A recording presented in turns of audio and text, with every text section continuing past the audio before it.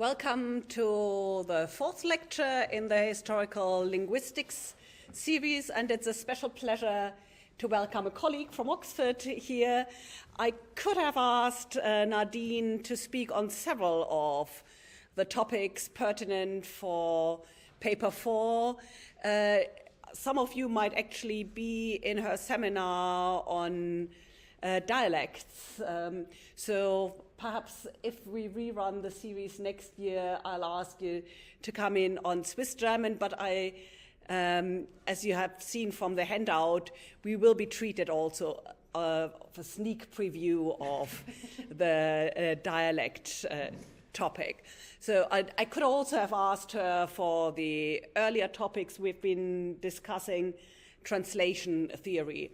And anyway, I think what Nadine is going to talk about sits really at the heart of the theme of German language and identity interlinking. And as I pointed out for the Wieland translation of Shakespeare, Oxford is a good place to explore it, partly because we have pretty much all the books that are mentioned today behind these curtains in the room, bought in the 19th century by Friedrich Max Müller through the librarian Heinrich Krebs, and having been added on also with a focus on women's writing in the early modern period by one of our emeritus professors, Helen Watanabe O'Kelly. So early modern German literature, female writing, language is very much around this hub of the Tellurian. That's why I've also brought again the exhibition catalog of German in the world, where we mention some of the books lectured today. But I won't take away more of your time. Over to you, Nadine. Thank you. Right. Welcome very much to my lecture. I would like to ask you a question. First of all, just raise your hand if you think at least one of these men is called Johann. Okay, does anyone think that all of these men are called Johann? Yes, they are, and so is everyone else that I'm going to mention, except Martin Luther. So we have one Austrian, Slavonian Johann, we have a Swiss Johann, we have another Swiss Johann, and at the bottom left we have a German Johann. File him away in your head for the moment as God, and I think that will give you an idea of what's going to happen. The woman in the middle there is a gifted writer and musician. She was also married to God, and the woman at the bottom on the right is Maria Theresia, Empress of Austria and Hungary. So to give us an idea of what we are looking at, this is a map for 1748 to 1766, but what's in the middle there obviously looks very, very different today. We will mostly be hearing about Saxony and a little bit about, well, also quite a lot about Austria. As you can see, where it says Österreich looks especially different. Böhmen gets a mention, and then, of course, Switzerland. I can't not mention Switzerland because I am Swiss. That's the joke. So this is what we will be hearing about. So file this away for your reference. And just a couple of signposts for today. We will mostly be talking about roughly the years 1730 to 1770. And I will mostly be using direct quotes either from the German language books written by many of the Johanns. There are a couple of non-Johanns also. Usually this is from the preface of the foreword of where they were sort of laying out their philosophy. So I'm kind of letting them speak for themselves most of the time, or the reviewers of those books from learned magazines and journals and that kind of thing. So He is God. Again, he is going to be the reference that everyone else sort of revolves around in one way or another. So this is it. We said that being named Johann is an 18th century thing. Another 18th century thing is also this idea of the Enlightenment being based in this idea of reason and education, and especially also giving people a language. One of my Austrian authors here, who is a Johann but who wasn't in the slide, because I haven't been able to find a picture of him. I think there may not be one. We will hear about him a little bit. He says in his dedication, die Gewissheit der Sprache ist das Merkmal eines klugen Volkes, eine große Zierde des Hofes und ein unerschöpflicher Nutzen in allen guten Geschäften und Wissenschaften. And he's specifically talking about the German language, which he mentions first in his book at the bottom right there, in the short list of the most noble languages. So German comes first, and as you can see, Latin comes last. So while he was a Catholic, he was very much the sort of humanist, Protestant, not Protestant adjacent. That's why he puts Hebrew second and Latin last, because the Enlightenment in Austria was a sort of Catholic flavored one, and it's remarkably sort of anti-Jesuit especially. So another thing, this is a quote from a Leipzig review of his book, which is interesting from a historical perspective especially. Es sind mehr als 300 Jahre verflossen, seitdem das österreichische Haus seine kaiserliche Residenz in Wien gehabt, und gleichwohl ist in dieser langen Zeit die deutsche Sprache an diesem höchsten Hofe von Deutschland in sehr schlechten Umständen gewesen und geblieben. Note that we say Deutschland, we've just talked about Vienna, so this is Deutschland as in where people speak German, right? Zu der Zeit, and now we are making a comparison with the Greeks and later the Romans, so the Greek and the Roman again. Zu der Zeit, als die griechische Monarchie sich bis nach Asien und Afrika erstreckte, mussten alle ihr unterworfenen Völker Griechisch reden lernen. Now, die Herrschaft der Welt ist endlich an die Deutschen gekommen. Und ihre Macht hat sich nicht nur in den letzten Jahrhunderten, remember the map, über Böhmen und Ungarn, Sklawonien und Serbien, Kroatien und Dalmatien, sondern auch über Welschland und Spanien erstrecket. Allein durch ein seltsames Schicksal haben die Beherrscher dieser vielen Länder von ihren Untertanen reden gelernt und ihre eigene Muttersprache dadurch bei den Ausländern in Verachtung gebracht. And this is the bit that I really love. So taten die Römer nicht. So the Romans made everyone speak Latin. The Greeks made everyone speak Greek. Why are we not making people speak German now that we have this great domination of the world? The thing to do here was to give German weight as an important language by remarking upon its venerable age. And what better way to do this than by referring to Charlemagne, Karl der Große, der das Römische Reich, so we are talking here 8th, 9th century, so we're going a bit further back, der das Römische Reich auf die Deutschen gebracht hat, seine angeborene Sprache sehr geehrt, am liebsten geredet und selbst eine deutsche Sprachkunst geschrieben hat. So we see this idea of if you think German is important, you have to write a book about it, which they all did. Und auch den 12 Monaten und 4 Winden deutsche Namen gegeben. This just by the by. Frederick Barbarossa, so now we're in the 12th century, and this is also underlined in the same review. He was said to have answered the Pope in German, which is notable, and various Habsburgs in the 15th and 16th century, so Rudolf I, Maximilian I, made decrees using only German in court proceedings in their courts or in courts of law. Maximilian is important as a quick aside because he has a so-called Kanzleisprache named after him, which we are about to hear more about, this idea of Kanzleisprache.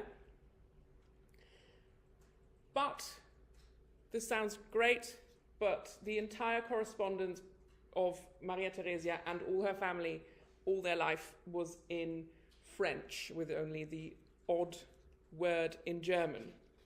So let's look at the people who actually did write in German, which is the Kanzleisprache people.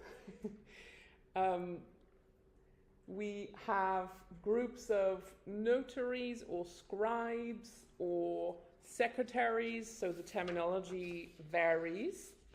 And where are these chancelleries? They are at royal courts or courts of law, and what do? They produce official documentation, so Urkunden, Briefe, certifications and letters and official documents. Now, here's where we sort of leave the time bracket that I indicated before a little bit, just to give some context. In the early days of these chancelleries, the Schreibdialekt for this official documentation very much depended on where the people were from. So we have a lovely example of, again, Habsburg Vienna, which at some point had a lot of districts in what is now Switzerland. So they ruled over those districts, and therefore they had Alemannic scribes in Habsburg Vienna who wrote in Vienna about Viennese things in their native dialect of Alemannic. And this Kanzleistil was a pretty formal affair, and it had a great influence on the development of the written language in general. There were strict rules, and if you want to look into this, there is a very good paper on an aspect of how Luther was influenced by the Meißner Kanzleisprache. So Meißen is an important one to remember, is in Saxony, which we said we were going to talk about a lot. There is beautiful Meißen Cathedral and Castle, and there is Martin Luther. And he wrote some lovely letters to his wife using the formal conventions of this Kanzleisprache, but subverting them to make them a little bit more amorous sounding, which is a very sweet thing if you happen upon it. I'm going to quote one of my Austrian authors who we are about to look at. This is the same guy, the no picture man. And in his foreword he says, betreffend nun die Sprache selbst, in his German language book, so habe ich mich hierinnen nach keiner Mundart, deren in Deutschland wenigstens 37 gezählt werden, gerichtet, sondern nur auf den Grund und auf die von den Gelehrten angenommene deutsche Sprache gesehen. So there is this idea that correct German is something that the scholars have agreed upon here. And he's comparing this again, dann man findet ganz gründlich, dass man weder in Griechenland, weder in Lazio, weder in Italien, weder in Spanien, weder in Frankreich jemals also geredet habe, als die von den Gelehrten angenommene Sprache eingerichtet gewesen. Most of the people we are about to meet are pretty anti-dialect as a general rule. Yes. So, but which scholars are we going to let make this decision on what the correct German is? So, I gave you some beautiful Meißen porcelain here to illustrate. As we get into the Sprachenstreit proper, here's a terminological distinction between two rival ideologies. And the work I'm using here is from a German professor called Verena Sauer, who writes pretty much about this sort of how people saw each other and how groups of people saw each other within this context of this Spätbarocker Sprachenstreit. I'm going to try and not say it too often because it's a terrible tongue twister, the subject of my lecture. But yes, this is what she wrote about. So the battle lines are kind of drawn between the analogist perspective, where language is defined as pretty fixed and solid, and a sort of, you have to imagine this linguistic solid edifice built on firm, rules-based foundation. So fundamentally correct inherent rules. For example, the science of etymology. Are we basing all our words on the reasonable roots that we have decided are the correct ones? That kind of thing. This is contrasted by the anomalist perspective, which is guided by the idea that language is more of a changeable entity, and the language that is deemed the best one. So you have to imagine that we're always thinking about what's the good language, what's the best language, what's the better language, that kind of thing. So for the anomalists, the best language in our context is the Meißen dialect. I would like to emphasize that in my slides there was this beautiful, the porcelain was becoming lighter and lighter. And so you were able to read everything, not in this rendition. This is a computer error. So in the context of what we are dealing with, the claim is made by the anomalists that the Meißen dialect is the prestige variety because it is the one used by the best scholars from Saxony. That's the idea. And let's see what computer makes of my... Okay, this is a little bit better. So we had Meißen before, and now we have Vienna.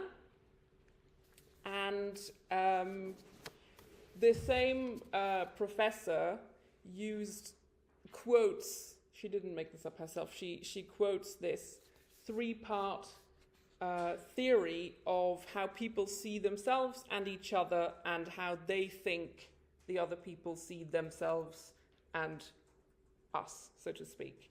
So to make an example, so the autostereotype is the self-image, how I see myself, how I see the people in my group. The heterostereotype is how I think of others.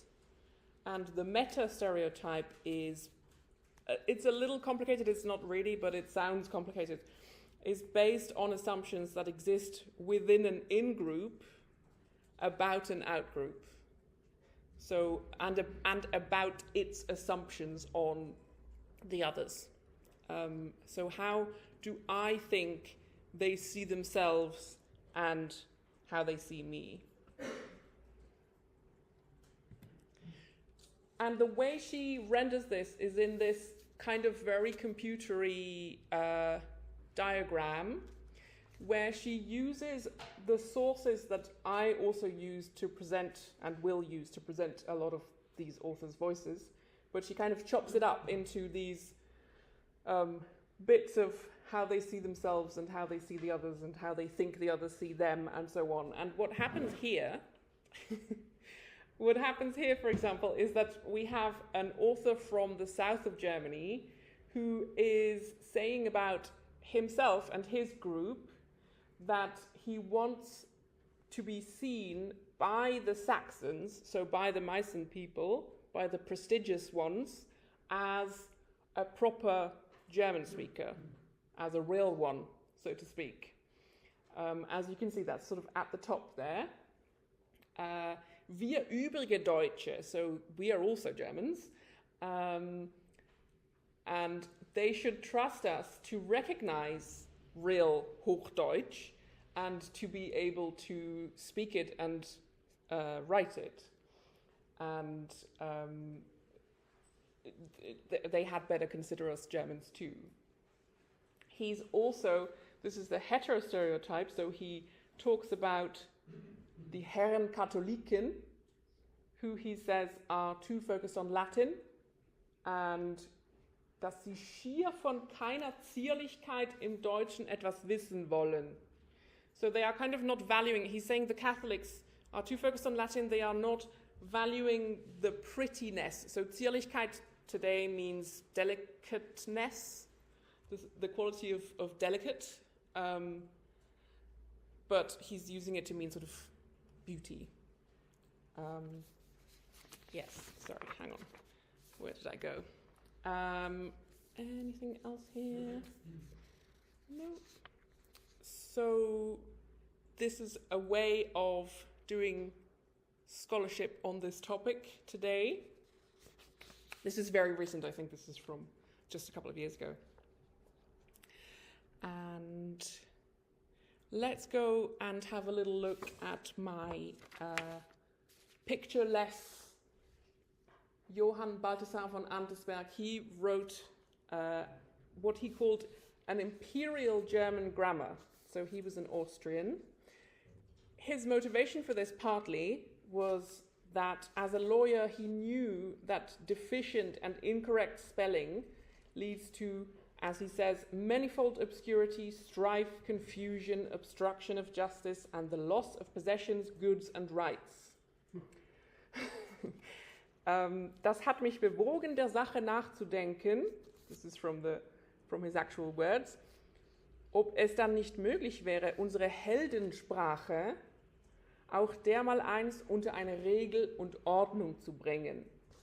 And he gives a list of confusing words, and I love that he helps us to distinguish a duck from the end by saying one of them is Federvieh and the other one is das Letzte. But maybe this is relevant if someone had ducks stolen from them or something and they want them back. Maybe. But another thing that might be relevant to the lawyer is the last one. So verheeren, to obliterate or destroy, verhören, to interrogate. So he's giving us, and this, anything like this as linguists, we always think, oh yeah, this helps us to understand how people may have been pronouncing things, right? Because, and in fact, there is another author who says all of these things that those other people have trouble distinguishing, for us it's obvious. We don't need to be told to not confuse these words because for us they sound completely different. So there is also this idea. And on the right there, this is from a so-called ABC Büchlein that he wrote for teaching children to read. And I'm just going to give you two examples that I think are very sweet. We are dealing with the letters R, S, T, and U. So on the top right, we have the example, wann zwei Kinder miteinander essen, so spricht eines zum anderen, es, es, es. And the T, can you guess what the example for T is going to be? Wann die Knaben einen Katarrh haben, so gibt man ihnen Tee. Right? So this is the example that he made. Now, the question is, what is an imperial grammar? And the reviewer in, yeah, we have slightly the same problem. Okay, that's all right. I will read it as well. We have the review in the Olmützer monatlichen Auszügen alt und neuer gelehrter Sachen. So an academic journal from what is today the Czech Republic and back then was Bohemia and German speaking. So this reviewer expresses some of the heatedness, of the ferociousness of this Sprachenstreit with lovely irony. He says, wenn jemand die Hitzigkeit dieser grammatikalischen Streitigkeiten betrachtet, wenn man die Weltweisheit, Mathematik, Geschichte und der Sprachlehre so weit nachsetzen sieht, dass man oft über einen Buchstaben, den jemand zu verbannen unternimmt, zu Todfeinden wird, ja bei einem solchen alle Missetaten eher Verzeihung erlangen würden als eine Verirrung eines Buchstabens in der Rechtschreibung, so wird er dem Herrn Antesberg seinen kleinen Hochmut, den er in der Vorrede hervorblicken lässt, leichtlich vergeben.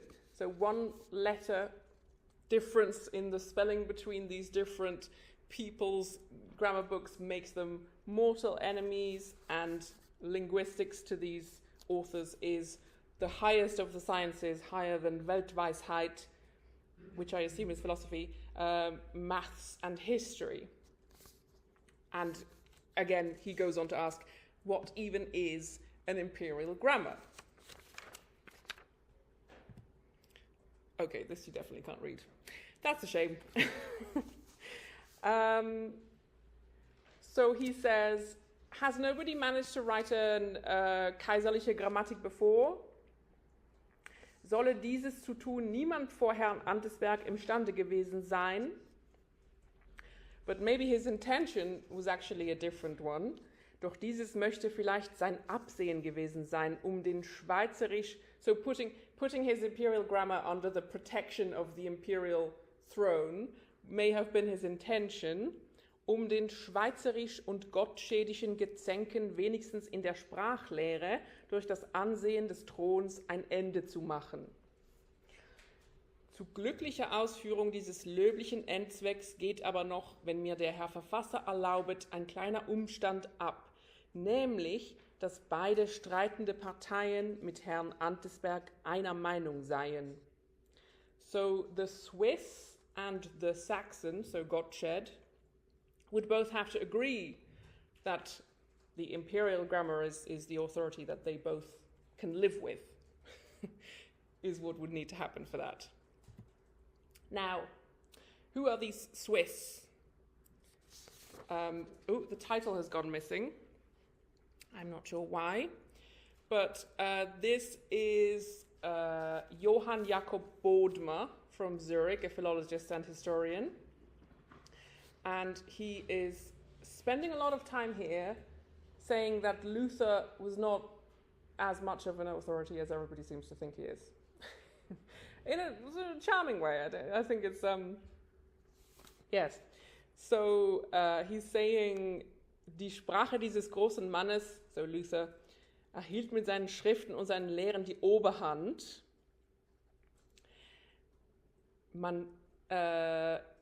Die Achtung, die Ehrfurcht für diese brachte zugleich jene in Ansehen. Beide wurden auf einmal gelernt. Man siehe dieses an der Sprache der katholischen Provinzen Deutschlands, die ist nur darum so weit von der sächsischen unterschieden, weil man da Luthers Lehrsätze nicht und ebenso wenig seine Sprache angenommen hat.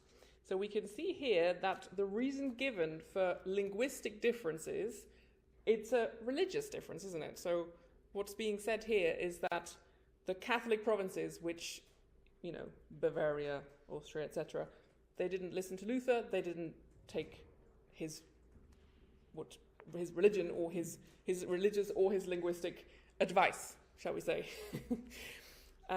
Vor Luthers Veränderungen war der Unterschied zwischen der sächsischen Mundart und der bayerischen oder österreichischen sehr gering. I find this hard to believe, but this is what he says. Eben dieses mag zum Teil auch Ursache sein, dass die Provinzen an dem oberen Rhein die des Zwinglis Lehre folgten. So we are definitely firmly in Switzerland now. Zwingli is a Swiss Reformator und seine Bücher lasen, in welchen die Sprache der schwäbischen Kaiser sorgfältiger beibehalten ward, der sächsischen Sprache sich viel später beflissen haben und noch itzo in vielen absonderlichen Stücken davon abweichen. So the Swiss especially did not want to have anything to do with the Saxon language. Now, he goes on. So what is this Sprache der schwäbischen Kaiser? Luther himself is being quoted here from his first edition Bible of 1522, and he says, ich sehe, dass ich auch noch nicht meine angeborene deutsche Sprache kann. Ich habe auch noch bisher kein Buch noch Brief gelesen, da rechte Art deutscher Sprachinnen wäre. Es achtet auch niemand recht, Deutsch zu reden. So Luther didn't use the much superior menacing a language of the Swabian courts for his Bible translation. That's the criticism here. And why not? Because das Unglück war, dass dem ernsthaften Gottesgelehrten nicht anständig war, die Wäldecke, die Eschilbache, die Rheinmare, bei welchen die Geschicklichkeiten und Zierlichkeiten der Sprache in Verwahrung lagen, zu durchblättern. This is my favorite bit. Die Muse der Minne und der Abentüre hatte nichts Nährendes für seine theologische Seele. So he wasn't adventure guy and romance guy because he was a theologian, so he didn't want to know anything about these incredible medieval authors.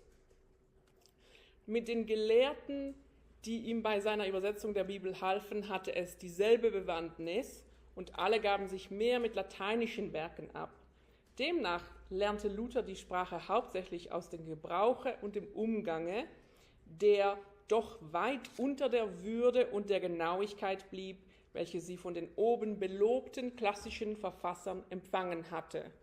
So not only did he not use this great menacing a language of the Swabian courts, but also he learned German from usage and relied on Latin scholars to improve German. I'm not going to spend a lot of time on this. This is another one of those computer diagrams. Just to point out that this Johann Jakob Bodmer calls, at the top right there, he calls Martin Luther a Gottschedianer for Gottscheden. And Gottsched, as we are about to see, is everyone's favorite enemy. And my Swiss author here, he also wrote a sarcastic ode to his name. I think, so if I'm not mistaken, this hasn't been transcribed, so this may be some of my, either it's original research from me or it was a lot of trouble that I went to without needing to decipher this ode from a Swiss archive. The ode to his name starts like this. So remember that I said, file him away as God. Gottsched, du stolzer, du vornehmer Name, wer nur die erste deiner Silben höret, erzittert vor Ehrfurcht. So this is also kind of the playground level of a lot of this Sprachenstreit. As you can see, they were literally writing sort of diss tracks about each other. And this is a bit further down. Du scheinst wieder zu geboren, den Eigentümer sanft und zärtlich fließend durch unzählbare Zungen, Jahr und Zeiten Lob singen zu tragen. So what's being addressed here is always the name Gottsched. So they're saying, my Swiss author is saying, everybody's making rather a big deal out of this Gottsched character. So who was he? So as I said, so there he is. In typical fashion, he's sort of imposing himself rather across the screen. That's not according to plan. He's, as I said, he's everyone's favorite enemy. He was made professor of poetry at Leipzig in 1730, which at the time was das Mekka der deutschen Sprachgelehrsamkeit.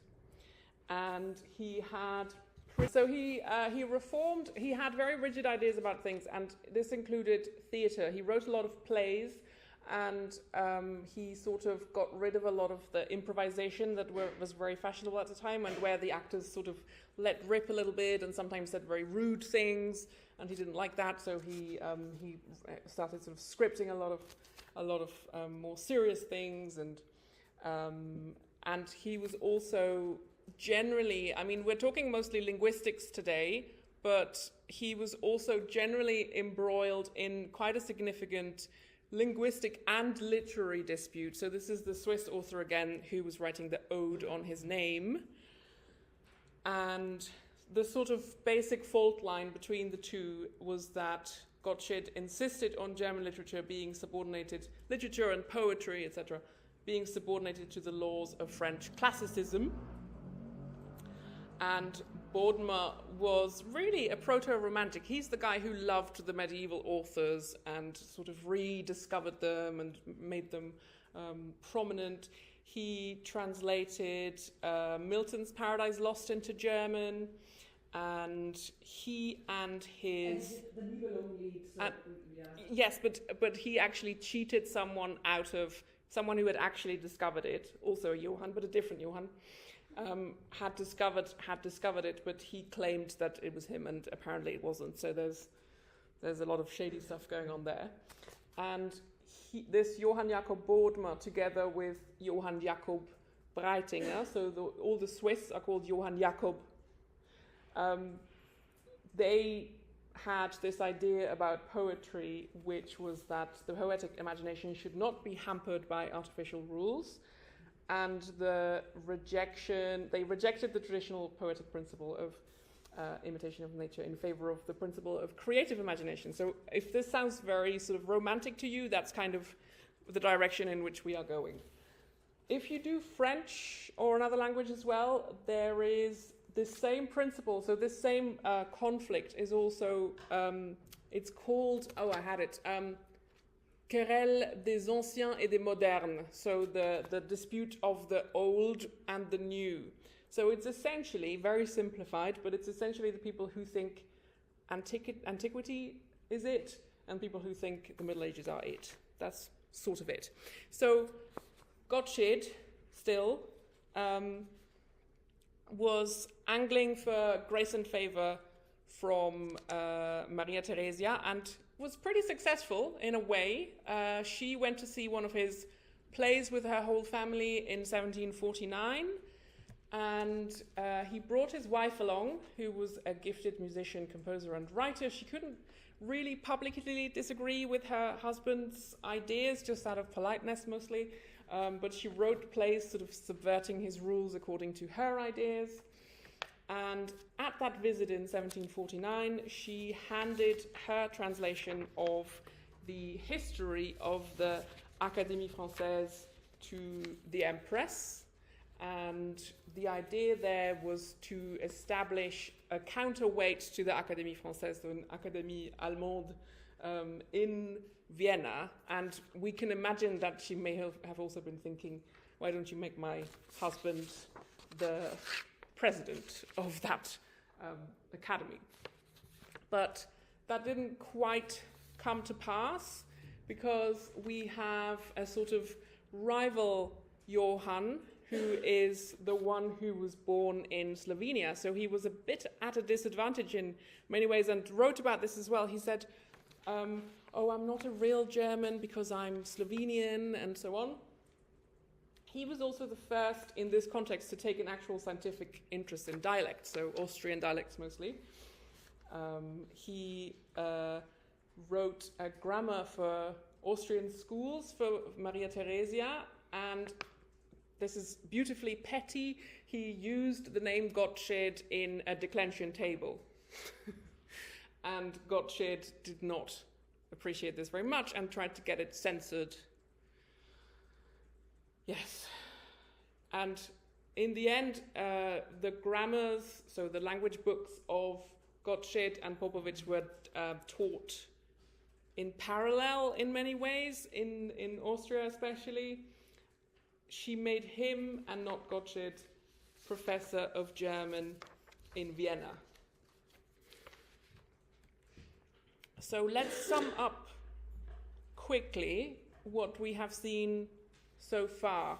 We are dealing with the language standardization discourse and the Meißen variety that is usually proposed by Gottsched as its most important representative.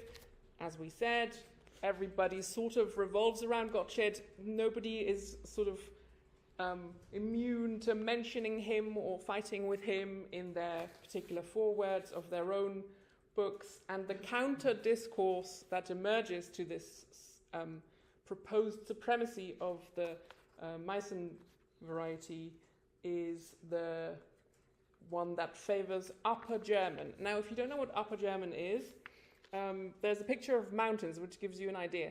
Upper German is Oberdeutsch, and it's basically Highland German. So the further south you go in Germany, the higher up you go, right? And Switzerland and Austria as well. So it's the Southern German variety. And the arguments that were proposed for this was the purity and unmixedness of Upper German dialects in comparison to the decadent Meißen. So yes. Also, people said it was the written language use of the best authors. So, and the Swabian imperial court we've already heard about. The Austrian dialect was proposed as a particularly good element. And one author, again from the south of Germany, said what we should be using as the best German is the language of the highest German chancelleries. So this is the Kanzleisprache again as a natural authority that's being proposed here. And the rebellion against the sächsischer Sprachrichter, especially against the Sprachmonarch Gottsched. So they didn't, I mean, the reason why we speak, the way we do today is mostly because the Saxons sort of carried it home. It was imposed in Austria as well by Maria Theresia. And here is a couple of decades later, or a couple of years later, here is another Johann who is crowing quite triumphantly about this. And die verblühete ältere Schwester is the sad Upper German, and the younger sister is the young sort of fresh sister is Meißendeutsch, so Saxon, and they are having a fight. I don't know if you know this optical illusion, if you see the old woman or the young woman. Und dann behauptete sie wohl in allem Ernste, dass ihre Runzeln, ihre steifen und stolzen Blicke und ihre Archaismen regelmäßiger wären als die sanften Reize des jungen, gefälligen Mädchens.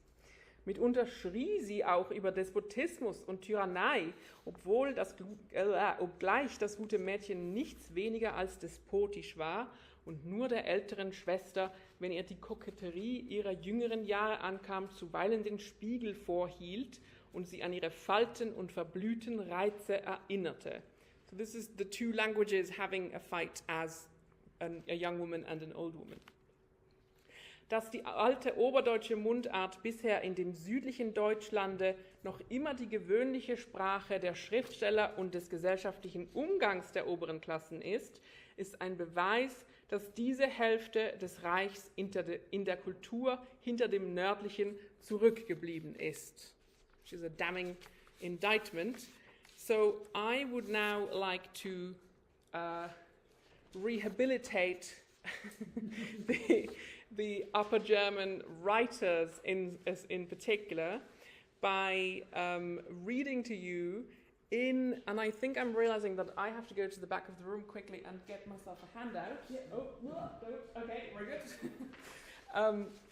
But I have to take a sip of water. So I would suggest that you appreciate the top half, which I'm going to read. Very slightly, varying it very slightly, because I'm going to read it in my dialect, which is maybe a tiny smidge away from what's written there.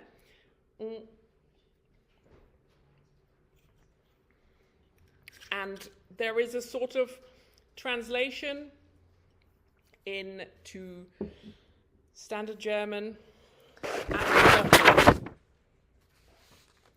So the poem is called Das Hexlein, and see if by following along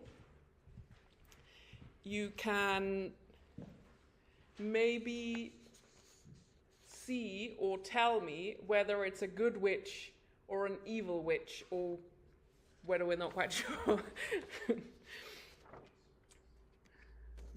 Das Hexlein, das Haxli, vom Johann Peter Hebel.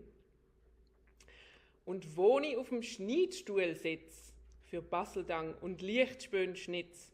So kommt der Häcksli wohlgemut und fragt noch frei, haut's Messer gut? Und sagt mir frei noch guten Tag. Und wenn ich schaue und wenn ich sage, es könnte besser gehen und großen Dank, so wird mir's Herz auf einmal krank. Und auf und fort, einander noch, und wenn ich schaue, ist es nicht mehr da. Und wenn ich rufe, du Häcksli, hey, so gibt's mir schon keine Antwort mehr. Und sieder schmeckt mir's Essen nicht. Stell was du hast und witt. Und wenn ein anderes schlafen kann, so höre ich alle Stunden schlagen. Und was ich schaff, das grotet nicht. Und alle Schritt und alle Tritt, so kommt mir eben das Häcksli für. Und was ich schwätz, ist hindefür. Es ist wahr, es hat ein Gesichtli gehabt, es verlugt sich ein Engel dran und sagt mir mit so freiem Mut, so lieb und süß, haut's Messer gut. Und leider han ich's gehört und gesehen und sellemals und nimmer mehr. Dort ist an Hag und Hurst vorbei und weiter über Stock und Stein. Wer spöchtet mir mi Häcksli aus? Wer zeigt mir seiner Mutter Haus? Ich lauf noch, was ich laufen kann. Wer weiß, so triff ich's doch noch an. Ich lauf noch alle Dörfer aus, ich such und frag von Haus zu Haus. Und würd mir nicht mi Häcksli kund, so würd ich eben nimmer gesund.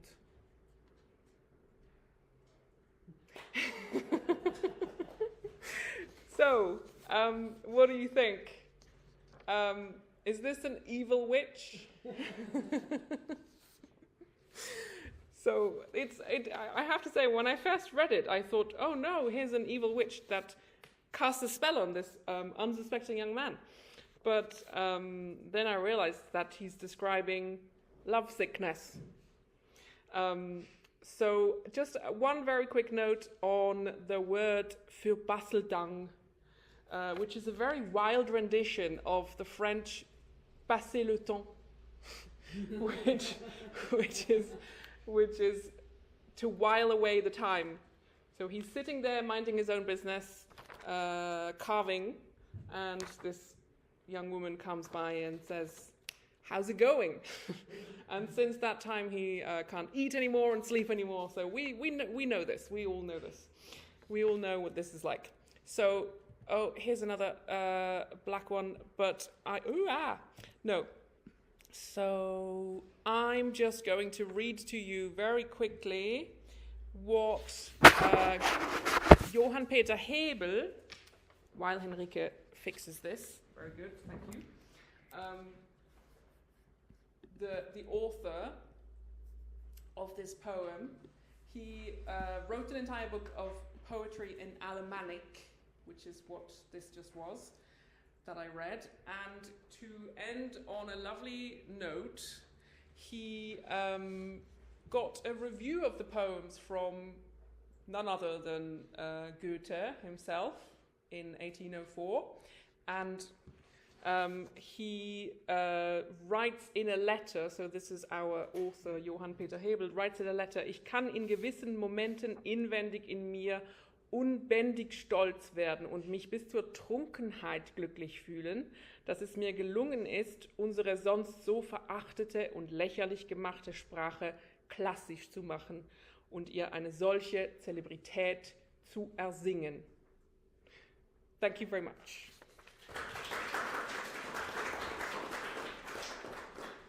Thanks a lot also for keeping so perfectly to time, and I think really setting out a case why discussing language is such a core business for any German-speaking person, and has shaped identity so much, and also why we should read more early New High German literature, which I think it's just fantastic, and to have the sound bites coming is just such fun.